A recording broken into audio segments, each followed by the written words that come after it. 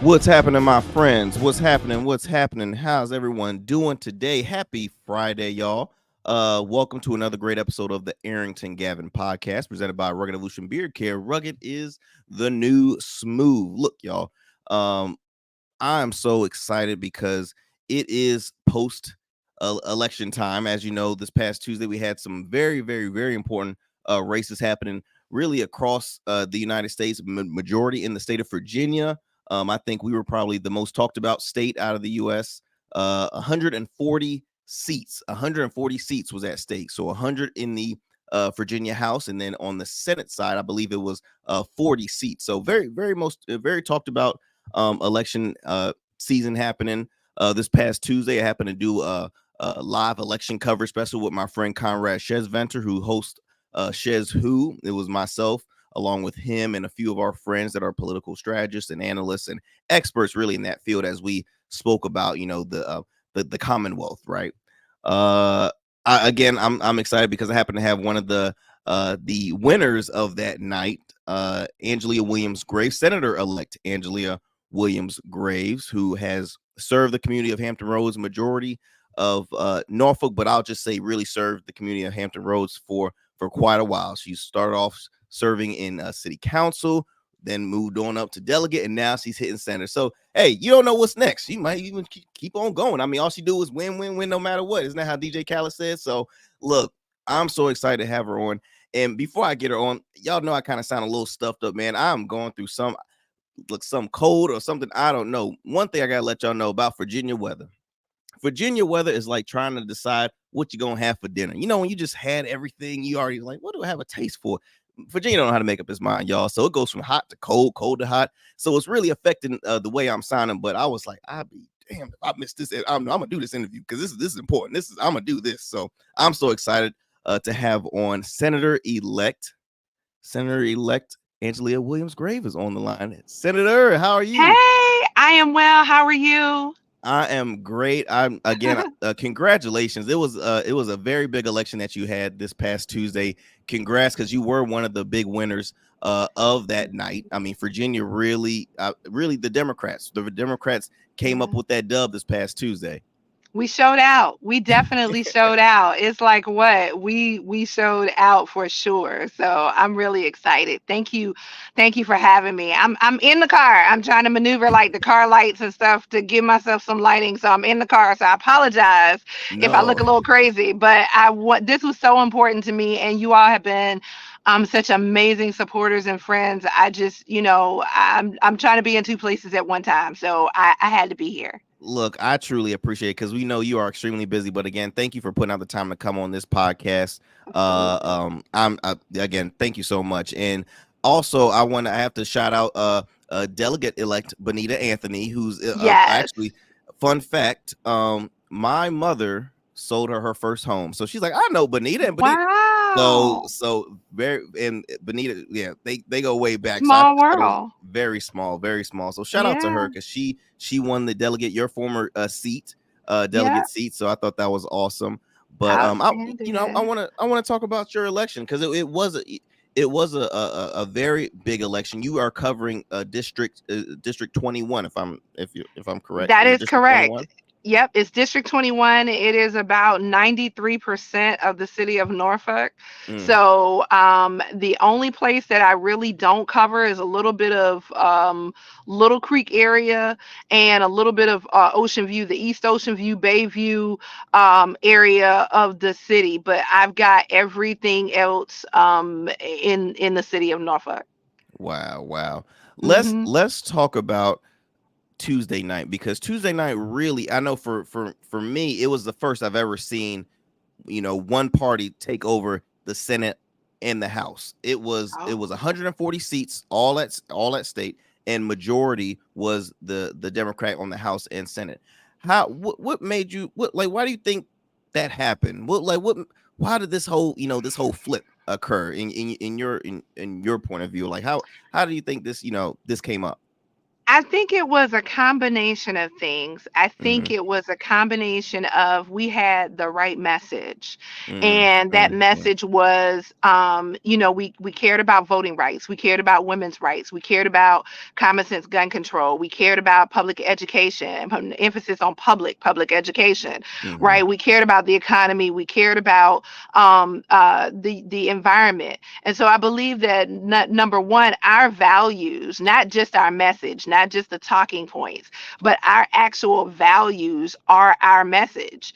mm, And I believe that that resonated with a lot of people. I believe that the choice issue and women's bodily autonomy resonated with a lot of people, and nobody wanted to change that. They didn't want to change what we already had on the books. It was also one of the years that we raised the most money ever as a mm, joint Democratic caucus. I mean, you can have the best message in the world, but if you don't have the money to get it out there to combat, naysayers and competition and opponents and stuff, you don't have anything. And so I think that was it. And then we also had great candidates. We had amazing candidates. We had a record number of black candidates. We had a record number of women candidates who were running, and they were wonderful. And we ran a disciplined campaign.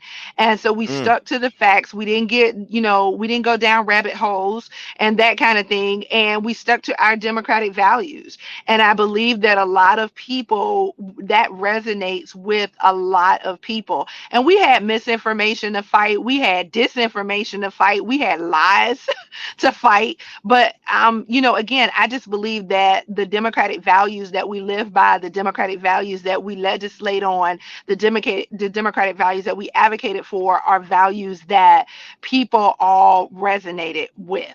And that's not to say that we get it right every single time, but I believe that we get it right far more times than Mm. the other side. And so those are the things that I believe helped us to be victorious in on Tuesday and have a democratic wave. I mean, a wave. I mean, honestly, it really was, and it's when you mentioned one of the key topics was women. Excuse me, women's reproductive rights. Hmm. I still to this day will tell, if a gentleman will ask me my opinion on that, I'm like, first of all, do you notice what are you? He's like, I'm a man. Okay, why are we talking about this? Because in my opinion, I'm like, it shouldn't be all right to even discuss it because for one, that's that's your body, your choice. I've always been a Hmm. pro-choice person. Your body, your Hmm. choice. I think it's unfair that it's even really talked about discussion amongst a lot of men. In my opinion, I feel Hmm. as though that's a little just Hmm. disrespectful for women. And of course, I will say like no one is very happy to say hey pro-choice, but at the end of the day, you don't know their situation. You don't know when it comes to Exactly. certain things that occur. Okay, Exactly. you're forcing someone, and it's just is Exactly. really unfair. So that's I'm very Exactly. happy in that aspect. The fact that Hmm. the Hmm. Democrats have been fighting forefront for women's reproductive rights, and like you mentioned, common gun laws because we have a lot of crime happening, especially really in Hmm. in Norfolk. I'm never lived in Norfolk, but I went to Hmm. elementary school all the way to high school in Norfolk. Norfolk is Okay. very close to my heart, so of course I remember, and I have a lot of friends out there too and family. So you hear Hmm. about crime that happens really all around the Hampton Roads You area. do. You do. And you Yes. hear crime that happens all the time. I mean, you wake up every day. My husband said it the other day. I don't know that I woken up a morning this year where Mm, somebody didn't get shot or killed overnight somewhere.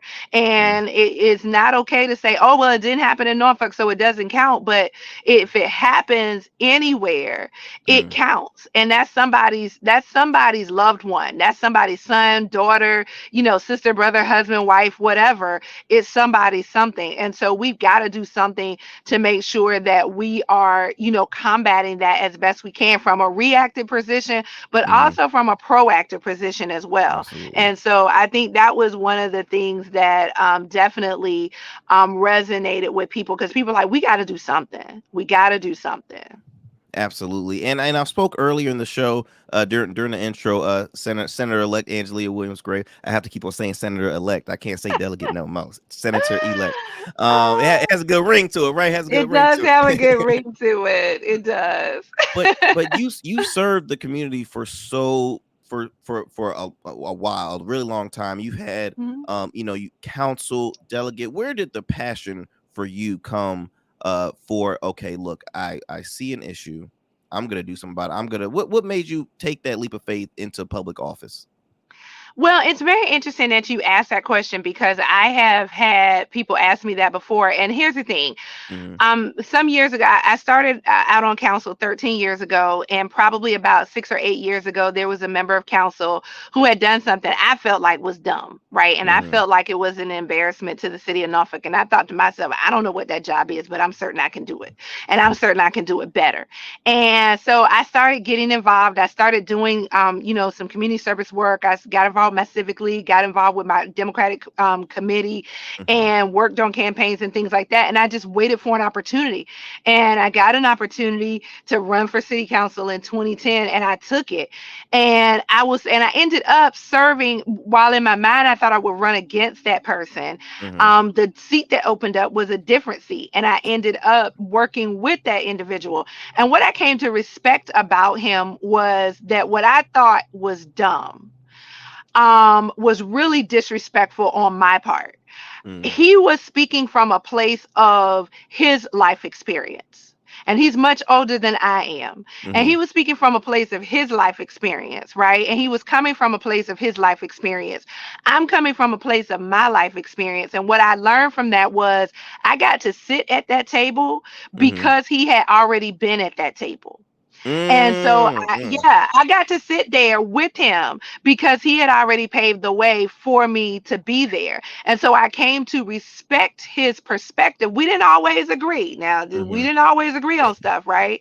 But I did get to learn. I got to learn from him, and I came to respect his point of view, Mm-hmm. whether I agreed with it or not. But it was based on his life experiences, and my Mm-hmm. point of view is based on mine. Your point of view is based on yours. Everybody's opinions and points of view, they're based on their life's experiences. And you cannot just say, oh, that doesn't matter. Yeah. You just can't do that. And so, from there, it was just a matter of putting forth good policy, doing good things for the community. And then when the seat opened up on in the House of Delegates, because my delegate became a judge, he got appointed a judge, and he came out of the House of Delegates, and that left the seat open. And so I ran for that seat, won that seat, served 3 years. Redistricting happened, and Mm-hmm. then we got a new Senate seat. Norfolk hadn't had its own Senate seat in more than 35 years. Our Wow. city has been split up, right, all over the place. And so now we have a concentrated effort for Norfolk at the level of the Senate. And so I'm really excited as somebody who was born and raised here. I'm really excited about the opportunity to be. Oh, I think we lost your volume. Hold on.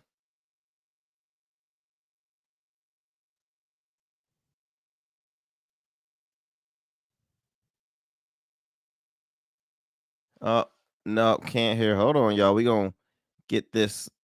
Let's see. She's gonna come.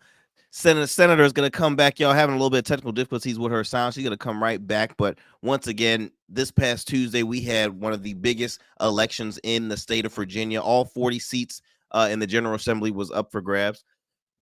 Excuse me. House, Senate, and the House and the Senate was up for grabs. 140 seats, and like Senator-elect Williams Grave, up here she comes. Here she comes. Hello, hello. All right, I got you There. now, I think. Oh, yep, yep. You got me. You got me. Okay. Awesome. And it's yeah, no, sorry about that. So we left off when you were saying how the city of Norfolk never had a Senate seat because it was always split up amongst with the new district change. So it's very important, like you mentioned before, because you're covering Yep. 93%, which is, I mean, let's just say that's all of Norfolk. That is all of Yep. Norfolk that you are Yep. representing. It's been And more than 35 years since we've had a dedicated seat in the wow. Senate to just Norfolk. Wow, wow, that is Mhm. crazy. That is crazy. Mhm. Well, what are some of the, say, your top key things that you would love to push being on Senate, uh at least to help build the city of Norfolk and really just all citizens of Hampton Roads? What are some of the things you're leaning more to continue to push and hope that Senate say, hey, look, check this bill out? Right. So one of the things that's important to me is making sure that we have a Roe version of pro-life section in our Constitution. Mm-hmm. And so there's a constitutional amendment process. And for people who don't really know what that means, is the Constitution of Virginia is like the operating agreement to your LLC or your corporation. It outlines how we do business as a state. And so in order to change it, there is a process. And Mm-hmm. and rightfully so. We're 7 million plus people in the Commonwealth of Virginia. So we can't just change how we do business willy-nilly, right? Just because, somebody gets elected and somebody doesn't. So there's Mm-hmm. a process to amending the Constitution of Virginia. And so my hope is that we will have a constitutional amendment that will pass this year. We will have an election in 2 more years, because you have to have an election year that passes. So we Mm-hmm. have this year, we'll have an election year in 2 more years, and then it has to pass a second time in order for it to become part an amendment to the Constitution. And so we're working to do that now so that we have Mm-hmm. good legislation for that. I'm looking to bring back gun safety laws. I had a bill last year that died, or rather this year, in session this year, that died in committee, that just simply said if somebody buys a gun, they got to take a safety course. It's simple. You buy a gun, you got to take a safety course. People harp on like the Second Amendment, that, it's the Second Amendment, it's the Second Amendment, but there's also the Voting Rights Amendment. And There people you want to go. put all kinds of restrictions on the Voting Rights Amendment, but you want to have a free for all on a Second Amendment. So you can't, that's hypocritical to me, right? Mm-hmm. And Mm-hmm. voting never killed anybody. Right? Wanting to vote never killed anybody. Voting never killed anybody, but guns do take lives. And so if you own it, you should know how to operate it. Mm-hmm. So that's something that's really important to me. We got $20 million in funding for our public schools. I want to look at where that is and find out where our schools may need more money, because we've been underfunded according to the JLARC study for decades. Wow. And so our schools have been underfunded, and now folks want to say, oh, let's do something different. Let's do this, let's do that. But we have not properly funded our schools. So if you don't fund it, it won't work, right? I mean, that's just Mm-hmm. the bottom line. And so those are some of the things that I am looking forward. I'm also looking to bring forward some parity in debt collection for criminal court costs and fines. That's one that's important to me and kind of near and dear to my heart. We worked very hard to get a reduction in court costs and fine collection to 10 years on Mm. civil court costs and fines, 10 years. But on criminal court costs and fines, it's like 42 years. Yeah, 42. Yeah.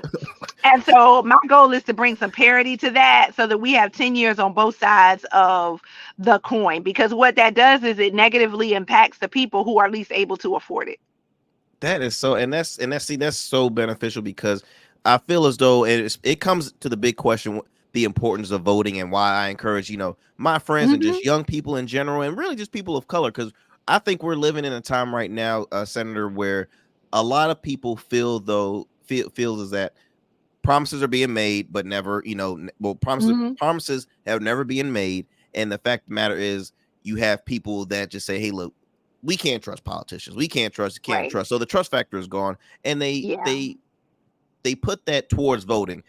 We Mhm. had, I think, recently, or I don't know if it was recently or last year, there was like a low voting turnout This in year, certain. It this was year, this it's year. like only Okay, 20, it was only like 21, 22% of people who were registered to vote that actually voted in this midterm election. And you usually get that's 60, crazy. 70% during a presidential year, for elections. You get more people, who come out and vote, and people don't understand that if you got a local problem and you call the White House, they ain't gonna do nothing but call the state. Thank you. That's Oh all they're my. gonna do, and then we're gonna call the city council. I mean, that's all that's gonna happen. And see, I this is why mean, I'm such a huge fan, Senator, because you keep it real. I always throughout this election season, I brought in some local candidates, some people that hmm are served, and just friends of mine that are just experts in it, because I wanted to really speak to my listeners and viewers on the importance hmm of not just voting, but having an understanding what happens in your local community, because Mhm. we can always Mhm. look on TV and hear about the federal Mhm. level, the Mhm. presidency, things and that. But like you Mhm. mentioned,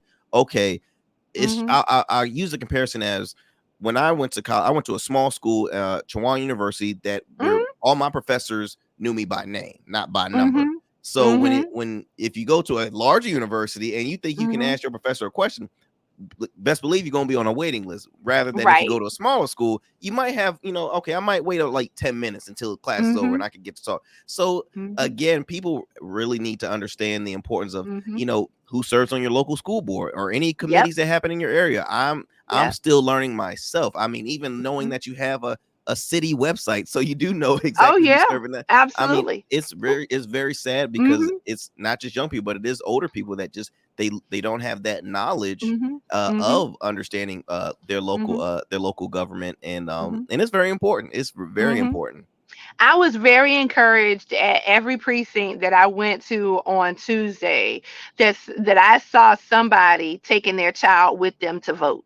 And Mm, that's how I learned. My mother took me to school every day, and on election day, she took me to vote, and then we went to school, or she picked me up from school, and then we went to vote. And so I was really encouraged by that, because that's what it takes, is not just do what I say, but is do what you see me do. And so I had absolutely. one lady, she was so funny. She said, I told my kids they can't live here if they don't vote. They got to come vote. And her kids was with her, and they came, and they were of voting age, and they came out with her and they voted. But that's what we have to do. I get what you're saying about people being distrustful about elections. But let me explain something. Hmm. Angela Marie Williams Graves, cannot do anything by myself. I can have the Mm, best intentions, I can have the best platform, I can have all of that.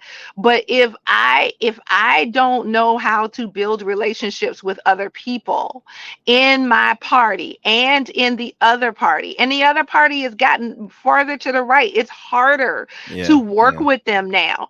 And but no one person is responsible for getting a bill or law passed. And the thing about it is, it starts out great. You can have a bill that starts out with five ideally wonderful things.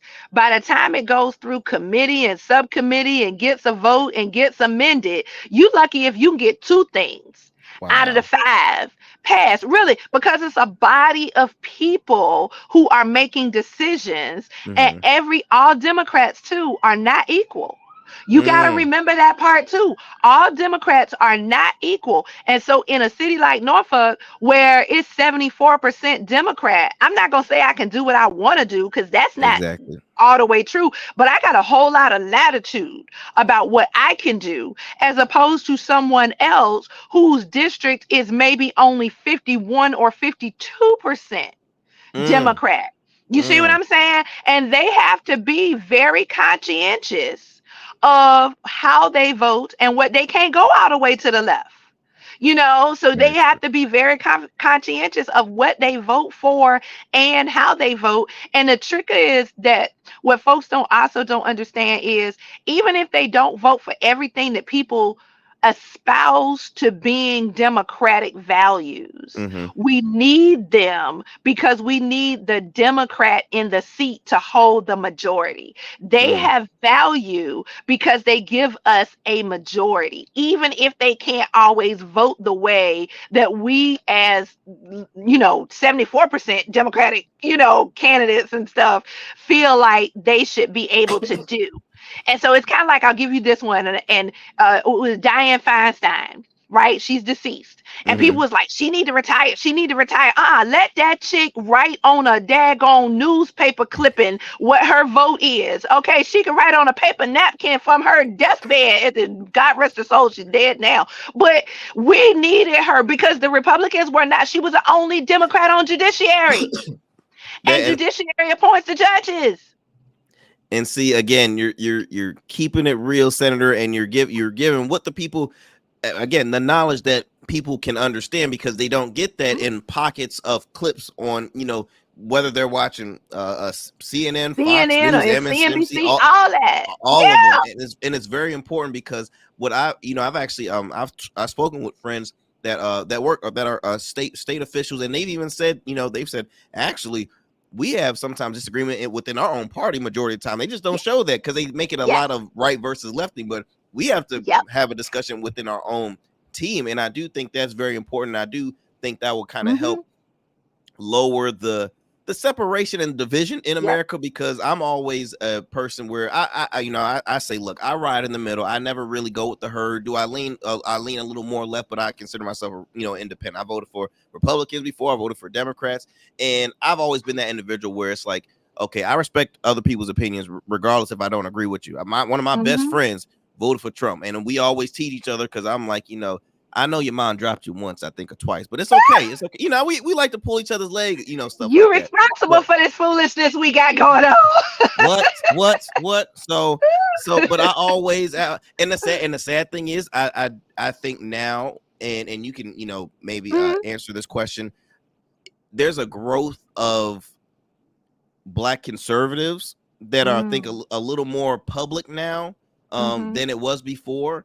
And I Mhm. think a lot of people a lot of African Americans will kind of look at that again, for especially for people that are doesn't have the knowledge with politics. Mhm. They Mhm. will say, well, Mhm. look, I'm just gonna vote for this individual because, hey, he just like me, one of us. But Mhm. then it's like, okay, you have to really look for the Mhm. your values, because a lot of Mhm. people also will lean towards one issue and said, okay, Mhm. I'm gonna lean just Mhm. to the side, just on that Mhm. one issue. Mhm. Mhm. Have you seen, working in politics, have you seen quite a bit of growth of people of color on, like far, at least far right, possibly in your, during your field, during I your I don't know career? if I would say it's a growth of Mm-hmm. them. I think that you are starting to see more of them, but what I would say is if if Mm-hmm.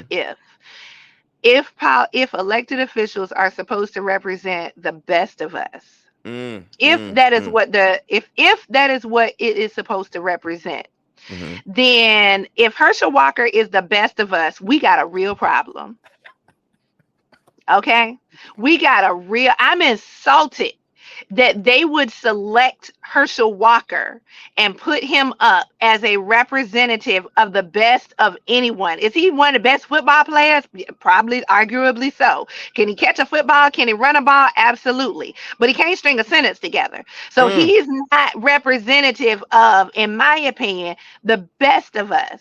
And so that's where I have issue, is that if you're going to pick someone as a person of color to represent the conservative side, at mm-hmm. least pick somebody who has more, who is able to string a sentence together, who is able to have conversation, and who will challenge you. But see, they don't want people who will challenge Mm, them. mm, They want folks that will just go along. And as a friend of mine said, who's a Republican, they will reward you handsomely. mm, mm, So are you mm. really in it for the people, or are you really in it for, to be rewarded? Now I had another Republican say, who is black, and this is probably about the best example I've heard, is that if black people are all in the Democratic Party, then what happens when the Republicans have the majority? There's nobody at the table to speak for us. And I'm like, okay, I That's got you. very true. But That's just very make sure you're really speaking for us. exactly, Just make exactly. sure that you are really and that you are speaking for us. You're not just sitting at the table going along to get along. If you're there and you're really speaking for us, then I'm cool with you. And that's your Mm-hmm. choice to be at whatever party you want to be in. And I get it. But we should have representation at every level, no Mm. matter what. That was his thought. And I was like, okay, I got you. But just make sure you representing. I love it. I love it. Well, Senator elect, I'm give you a couple more questions because I know you're extremely busy. I want to Okay. toss up. I think one individual that probably had took the biggest L this past Tuesday happened to serve as our governor, our current governor, Glenn Youngkin. Mhm. He was very very involved with it, and again, I was at every single campaign events on both sides, because really just getting sides, Yeah. taking notes, things like that, and he was Mhm. very involved with Mhm. the elections all around the state. And really, he it was this election, really, rumor has it, was gonna affect his potential chances on maybe possibly running for president. That's still on the Mhm. table. That's still rumors. I know Mhm. different media outlets has asked some questions Mhm. about that. What is your take on our current governor, Glenn Youngkin?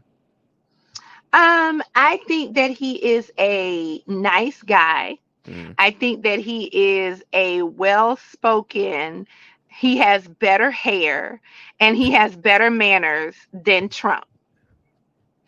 So I call him Trumpkin. And because I think I really do. Because here's the thing: you can be well mannered and have gone to finishing school and all mm, of that, and you can say all of the right things in the right tone, using the right diction and the right facial mm, expressions and all of that.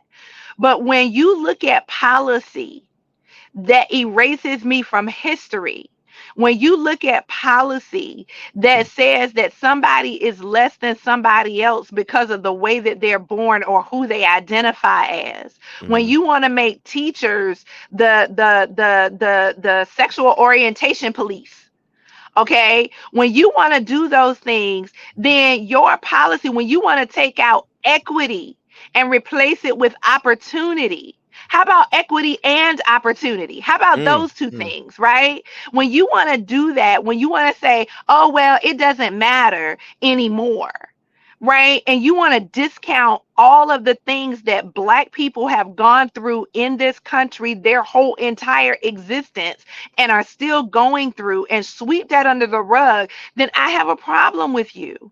And it doesn't matter what version of the red vest that you have on. I have a problem with you and that.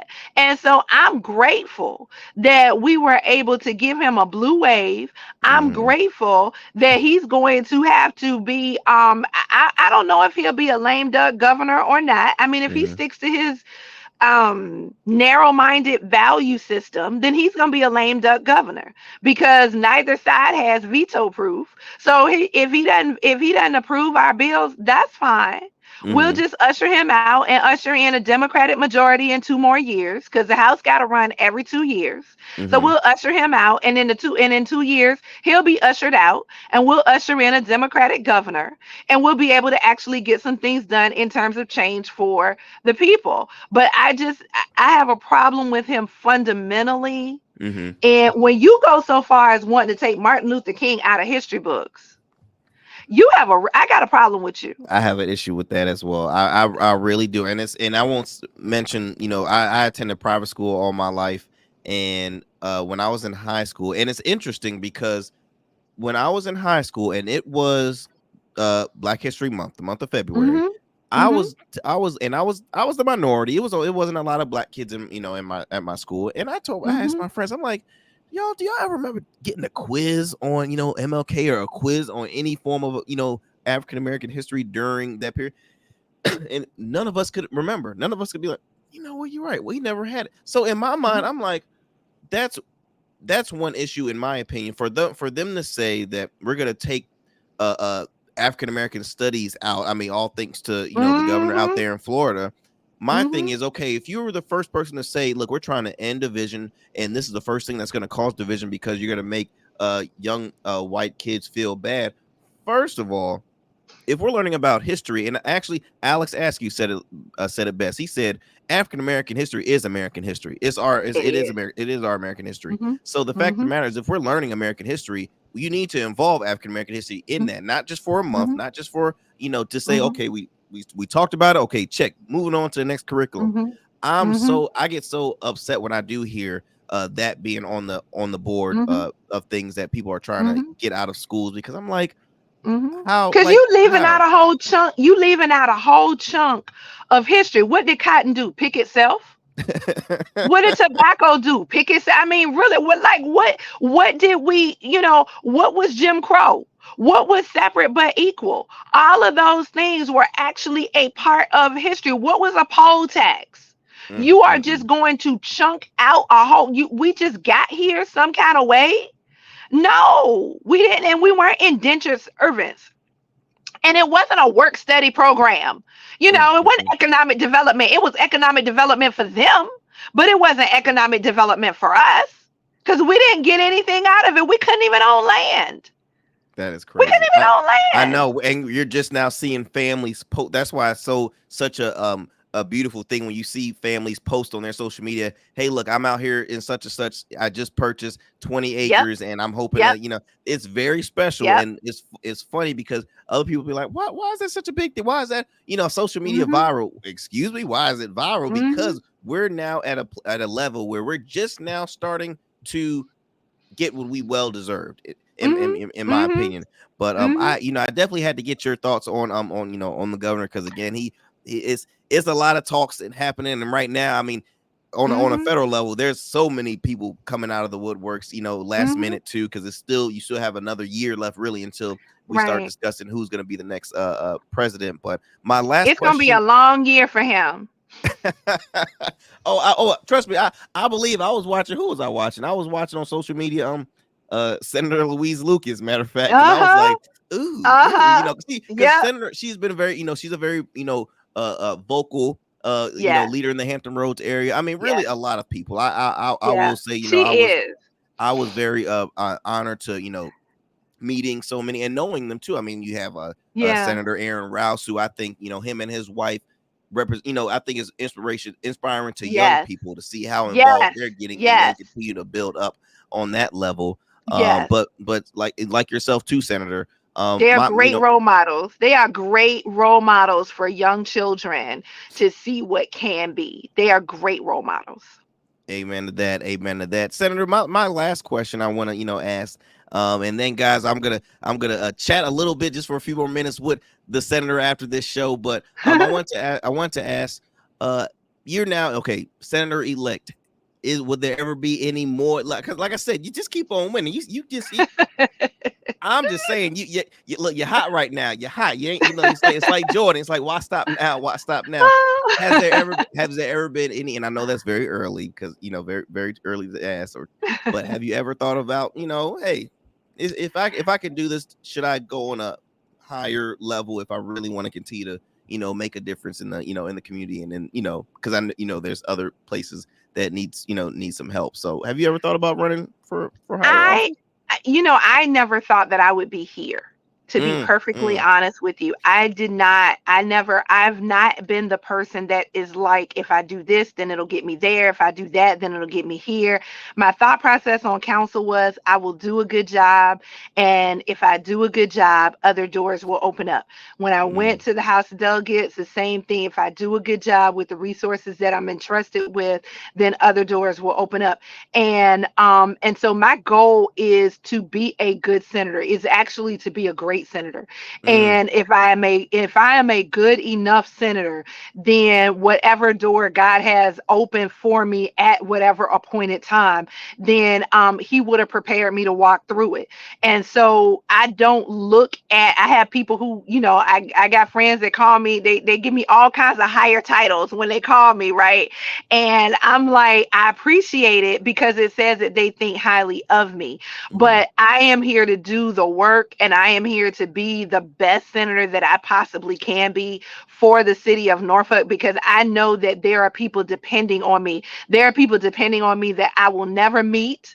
There are people depending on me that will never meet me. There are people who voted for me who have never met me. And so I don't take that for granted, and I mhm. don't take it as a stepping stone either. But I'm going to learn everything that I can. I'm going to do my very best in this role. And whatever God opens up for me in the future, then, me and him will have a conversation about it.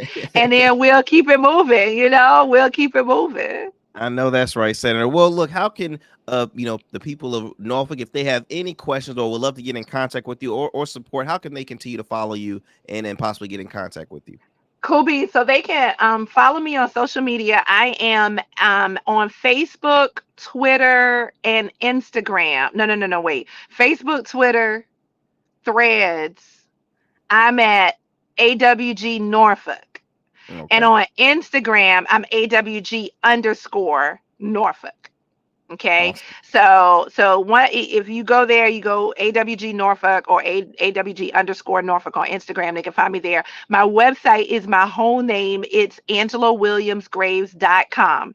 AngelaWilliamsGraves.com. And my first name is spelled a little wonky, but I bought them both. So either way you put it in, it will get you to me. And just go in, sign up for our newsletter. We don't spam you. We don't send you stuff all the time, but we want you to be engaged and we want you to keep up with what's going on so that it's not just a once every 4 year kind of situation, but that you are engaged. And if you have issues, our office is huge on constituent services and helping people to connect when they have issues with state agencies, when they have issues with federal agencies. We have federal partners. And then if they have issues with city government, we have partners at the local level as well. So we are really a conduit for helping people get things done. And so that's what I'm here to do. I'm here to serve and just, have a good time while I'm doing it too, because I love people and I love Norfolk. And so I'm stoked to be able to do Awesome. this job. Awesome. Well, we're so excited for you, Senator-elect Angela Williams Graves. Again, thank you so much for taking the You. time out your busy schedule. Look, y'all, I'm gonna chop it up just a little bit with the Senator-elect, and again, I truly thank you, Senator. You have a blessed Thank one. you. Guys, I hope you all enjoyed that great conversation with Senator-elect Angelia Williams Graves, District Senator for District 21, out in Norfolk, Virginia. She's doing some awesome things, continue to do, and great stuff, really, just to serve the area and the community. Y'all, again, be sure to tune into the show every Monday, Wednesday, and Fridays, 10 a.m. Eastern Standard Time via podcast, wherever you get your podcast from. Also, 1 p.m. Eastern Standard Time via YouTube and Facebook. So be sure to subscribe to our YouTube channel, R Smooth Club Media. Okay, R Smooth Club Media. And also on our Facebook page, R Smooth Club Podcast. Be sure also to tune into my weekly radio show, In Your City, every Sundays at 12 p.m. on WNSP 91.1 FM, The Soul of VA, hosted by, of course, myself, along with my good friends, comedian Ciroc Fox and Hustle Queen herself, Miss Michelle Young. So y'all stay blessed. Be easy out there. Stay safe. Until next time, we out.